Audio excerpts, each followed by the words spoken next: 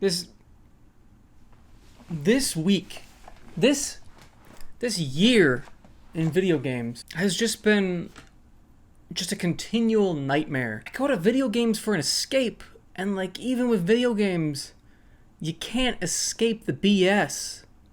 Look, before I get called a hater, before I get called a Sony pony or a Nintendo fanboy, I like Microsoft. I also hate Microsoft. I love Xbox. I also hate Xbox. Okay?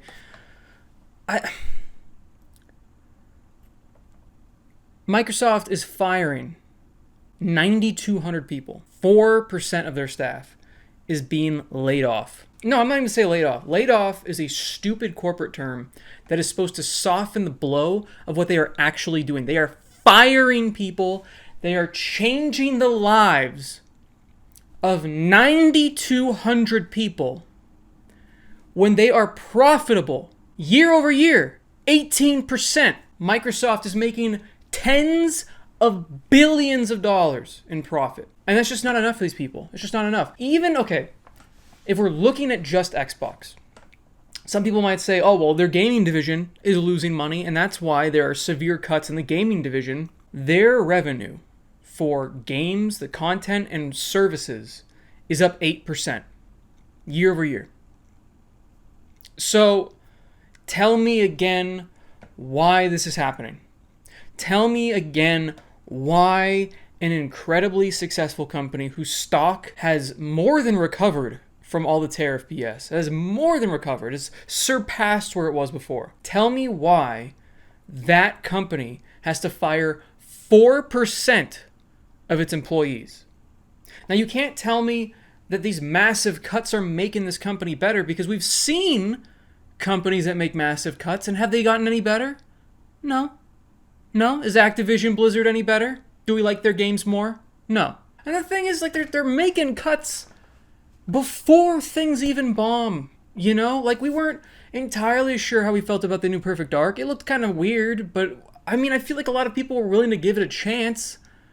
But they don't even give us the opportunity to try the games anymore. They don't even give the poor developers and those studios the chance at releasing the game. I know why they shut down games as often as they do. I know why. It's really cynical, and it's really sad, and it shouldn't work this way, because I know why it works. Let me get into what it is. They're shutting down games as a tax write-off. I'm calling it right now. They are making unbelievable amounts of revenue. They don't think that Perfect Dark is going to make enough revenue more than it could save in taxes. They think the revenue is going to be less than they could save in taxes by just canceling the damn thing. And I understand why they have this as a tax rule. I get it, okay? It makes sense.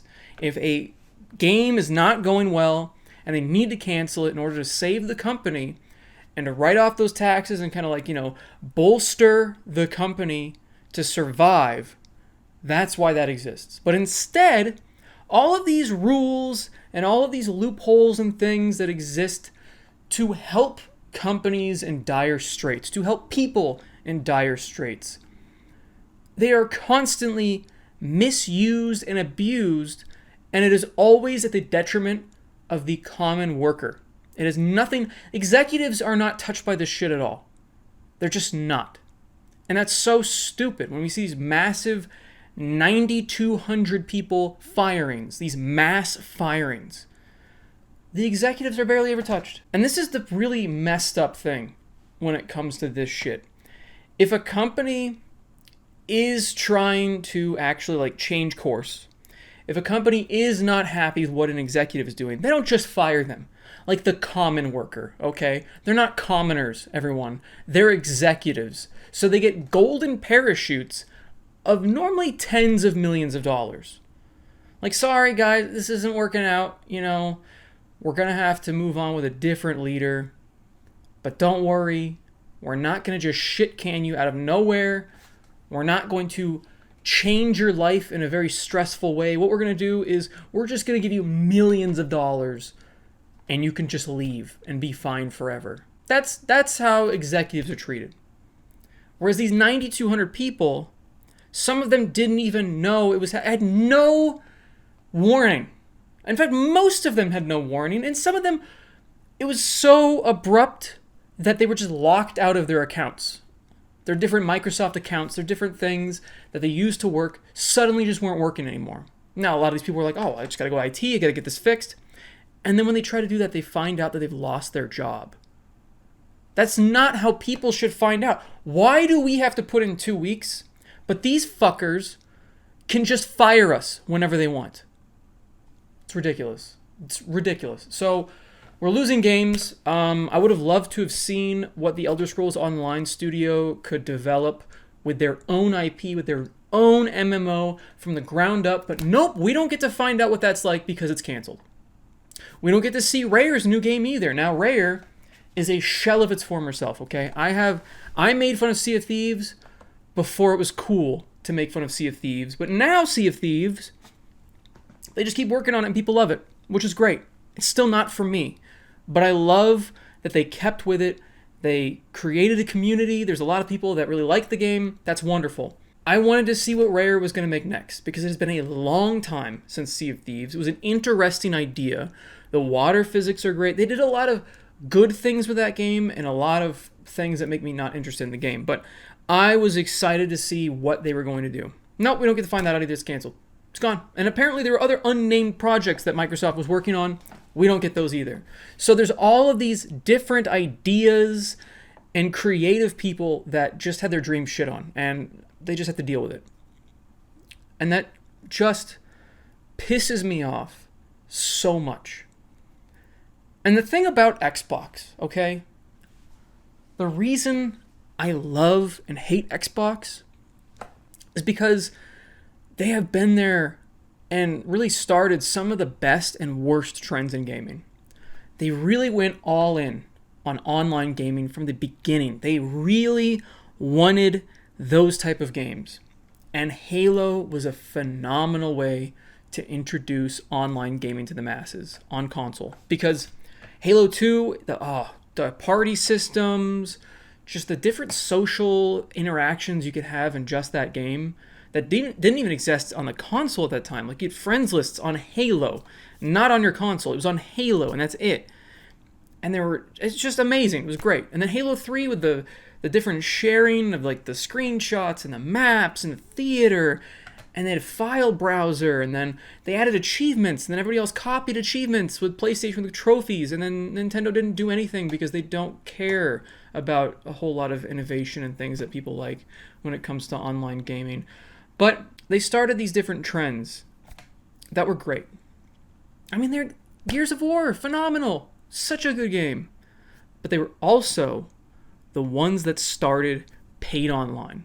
The reason you have to pay to play on your PlayStation, on your Switch, is because of Microsoft. You can thank Microsoft for that. The reason that I feel like microtransactions got so bad was because, yes, it was going to happen, I feel like. It really was. But Microsoft really facilitated that. They really leaned in. Now, Nintendo still has not with their home console. PlayStation has mostly avoided microtransactions in their games, as far as I'm pretty sure they've done a decent job of mostly, but I think they have integrated some into some of their games. But Microsoft just leaned in with loot boxes and battle passes and microtransactions out the ass. They've always been there when there was a way to be greedy. And then they started doing terrible. So they started pretending to care about the customer again.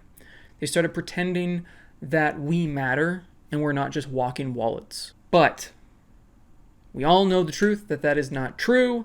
That's how they view us. And unfortunately, they view their developers the same way. They view them as expendable. They don't view them as people. And if it doesn't create growth fast enough, you're gone. You're gone. Sorry. Even the Forza team got a massive amount of layoffs. And that just baffles me because those games sell so well. They're top quality games. There's nothing else out there like Forza. And it's going to be, I don't know, I feel like it's going to be a long time in between games now. And I feel like we've already started feeling the effects of cutting out veteran developers. We've seen it over and over and over. Bungie is just a shell of its former self. It is just a nightmare over there.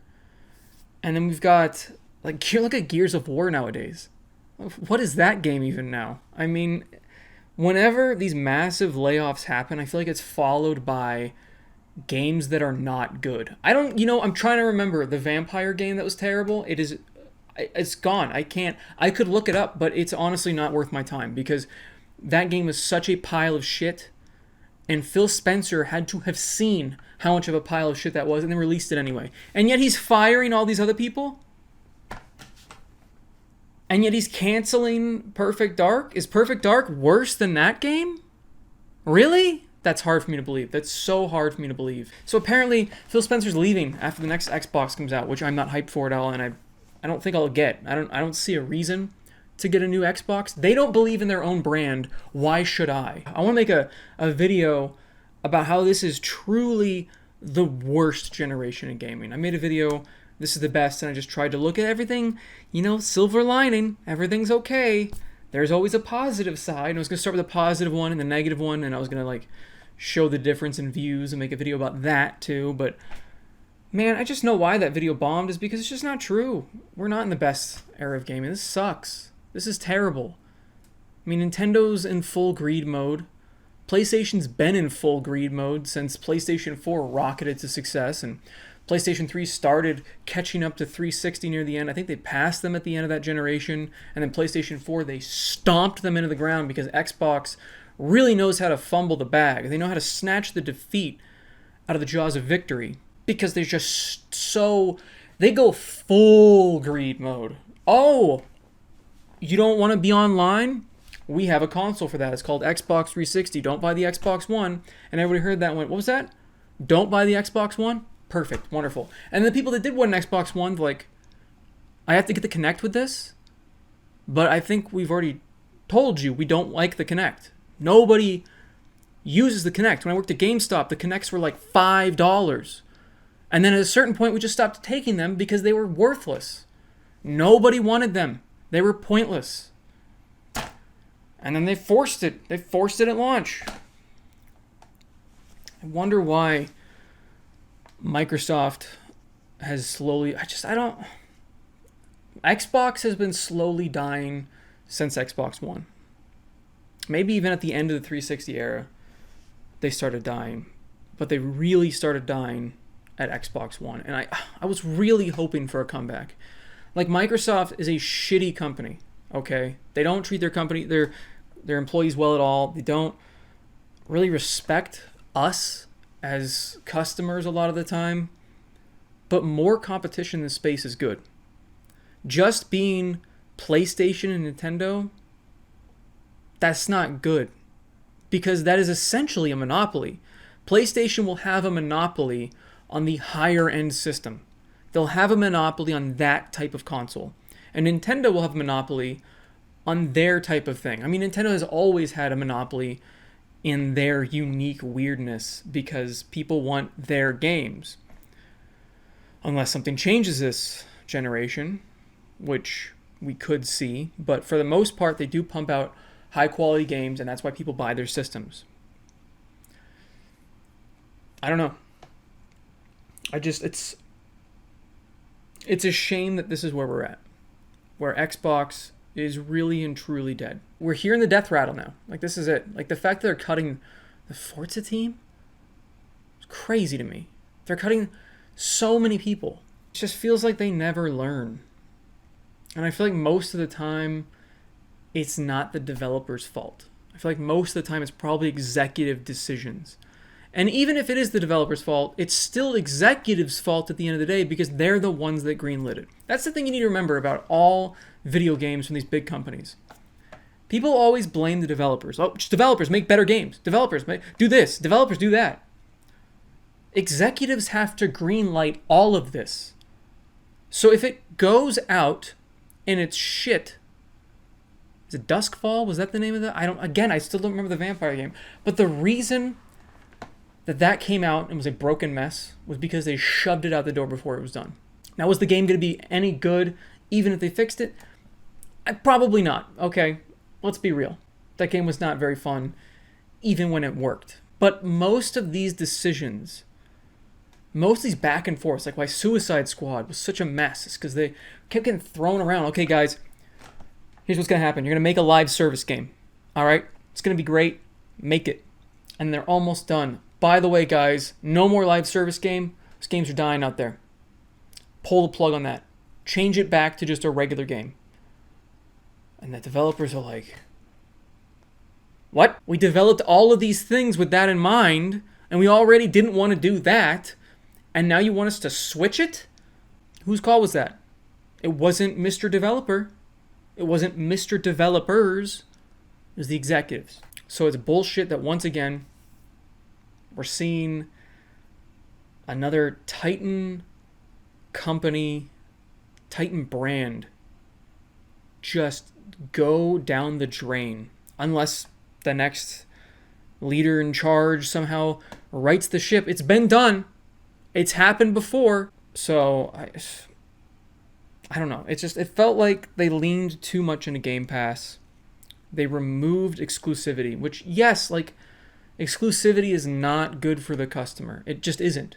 Okay? Is it great that some of your shows or your movies go from Netflix to Hulu to HBO to Disney? They just bounce around all the time. You never have the fuck to watch anything.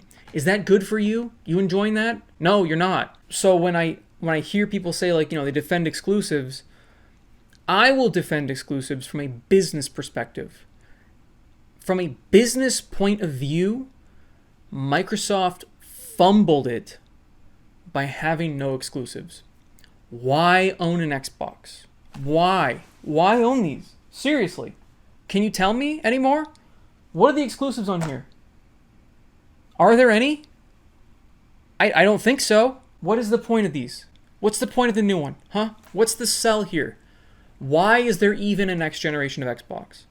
If it's not a Steam Deck-like system that's competing,